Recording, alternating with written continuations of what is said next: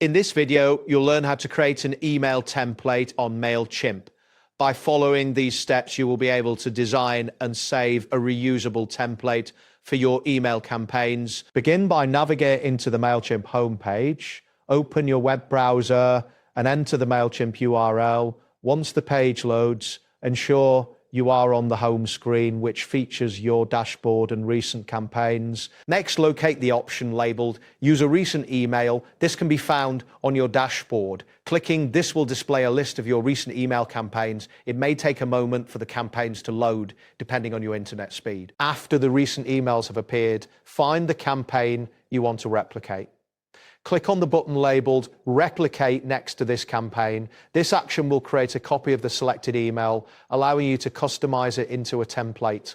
Once the replication process is complete, you will be redirected to the campaign editing screen. Here, click on the button that says Edit Design. This will open the design editor where you can modify the layout and content of your email. After entering the design editor, look for the drop-down menu, which allows you to access additional options for your email design. Click on this drop-down to reveal various settings. It's important to familiarize yourself with these options for better customization. Next, select the option labeled Save as a Template from the drop-down menu. This step is crucial as it allows you to save your current design as a reusable template for future campaigns. At this point, a prompt will appear asking you to name your template. Click on Name Your Template and type in a descriptive name that reflects the purpose of your email template.